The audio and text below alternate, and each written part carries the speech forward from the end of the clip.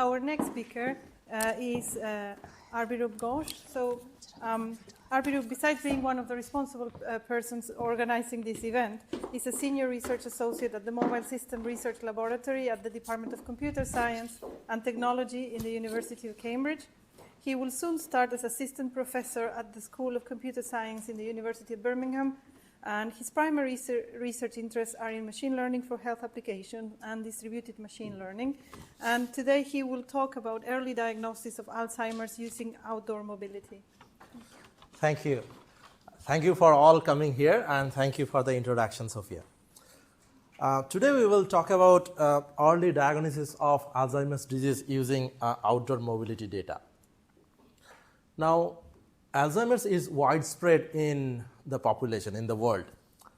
For example, UK now has approximately 700,000 Alzheimer's patients. That costs a fortune to the economy. Now, the sad part is there is no drug to cure Alzheimer's, but there are some drugs that can slow down its effect. For example, this recent success story. The trick is we need to catch it early. So some people will develop this thing called mild cognitive impairment, or MCI, at old age, around 60 to 65 years.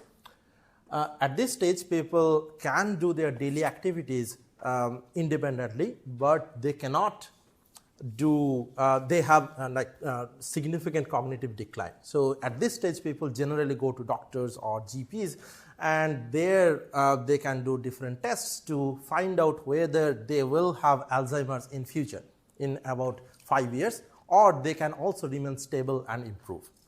So the question is, can we find a tool to detect Alzheimer's early, for example, at MCI, but we need to do this at population scale. Now, these are the three most popular methods used in clinical practice. We can do PET scan or a lumbar puncture to test the cerebrospinal fluid, or we do a questionnaire-based test called mini ACE test. Now, all these three need expert supervision.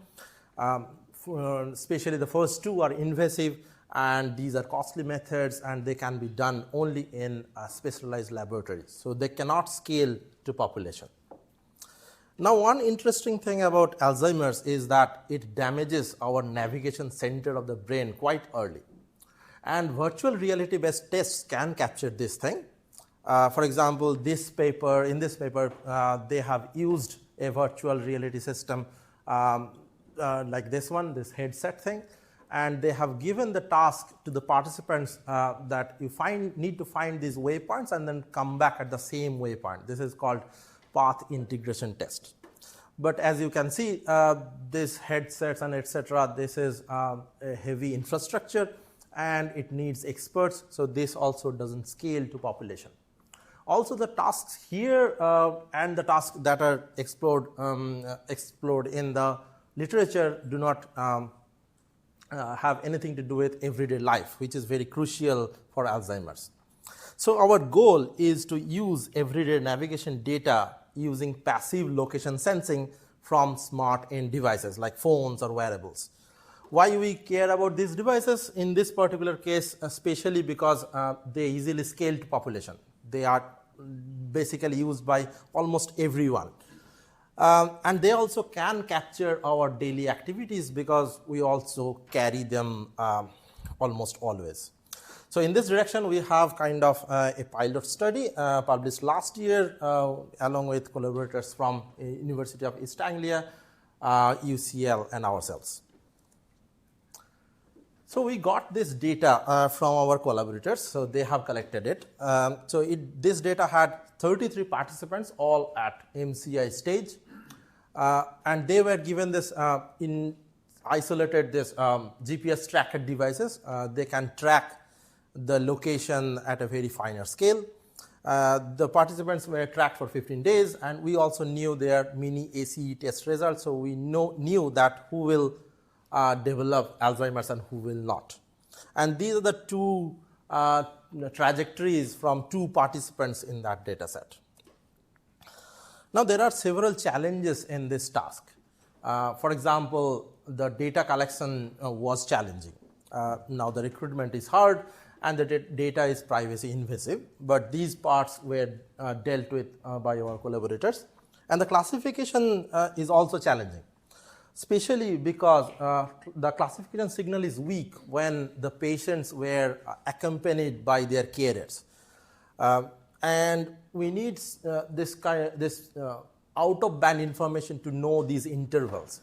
Fortunately, in this data set, the carers noted down those intervals in their travel diaries, but in general, this is hard. Also, the biomarkers or the features for these classifications were unknown.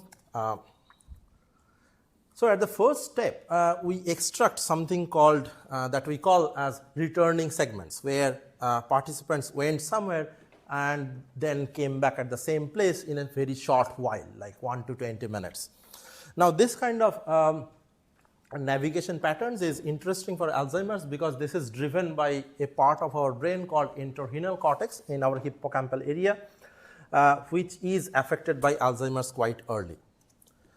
And then we extracted several features from these returning segments, simple features like whether these segments, returning segments are similar or not. So we see patients travel the similar segments, the same segments basically more often than the controls.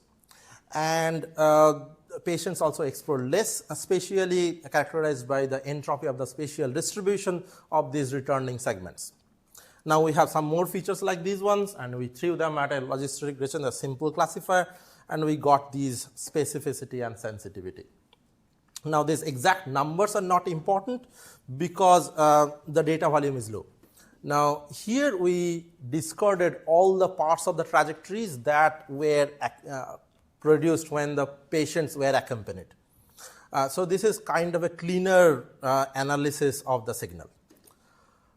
Now the natural question is the navigation pattern different when a person is accompanied versus when he is alone or he or she is alone? So here we want to predict, given a returning segment, whether this was when the person was accompanied or alone. Now here we used a slightly different types of features that are based on the shapes of these trajectories, not their placements in the mobility domain. So, for example, we have this feature called segment complexity, which basically counts the number of large turns a person makes in a returning segment. So here we experimented with many different angles. So this result is for 120 degrees. And we surprisingly see that people, when they are alone, take more large turns. And we have some more features like this one, and we can kind of identify these alone trajectories or alone returning segments with nice accuracy, 90%. The next question is, can we just ignore this part, like whether this is accompanied or alone? We just have the full trace of the patients and then throw them at a classifier.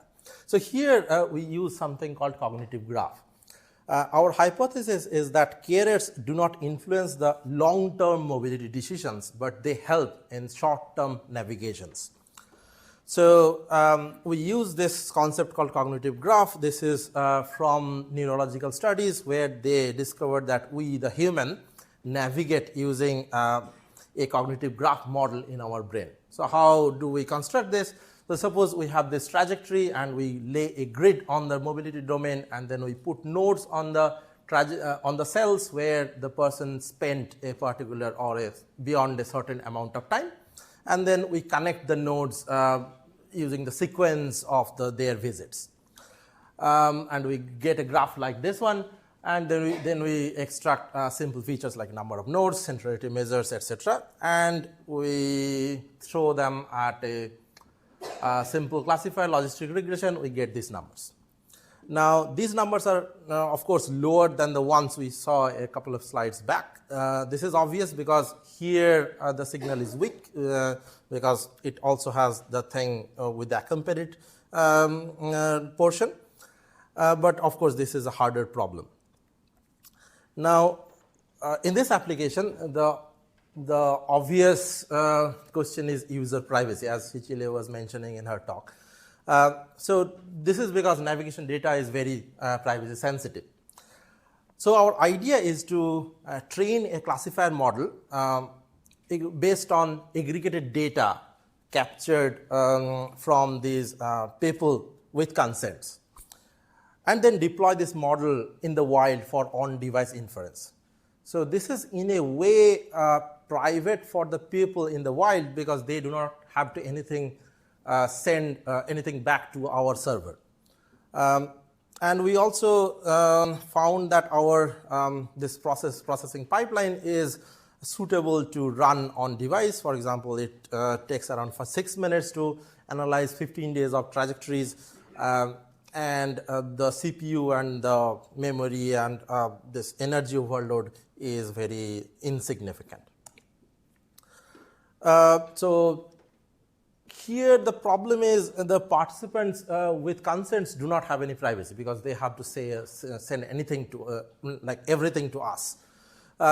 Now, with this limitation, probably there will be limited number of participants. And it is challenging to build generalized models with limited number of participants. So there are some solutions available in recent machine learning advancements, for example, federated learning and gossip learning, etc. So where we keep the data on the device and then learn iteratively with different communication methods.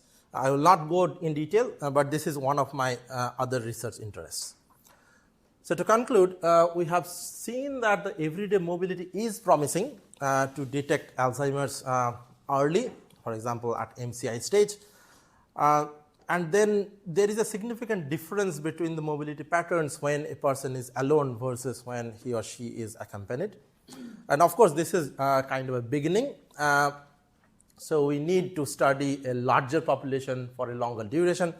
And we also need to use off-the-shelf devices. So the results we have seen now are from this GPS tracker device, which is kind of a dedicated device for this purpose. But if we track locations from phone, it will be more noisy and the localization will be coarser. So it will be more challenging.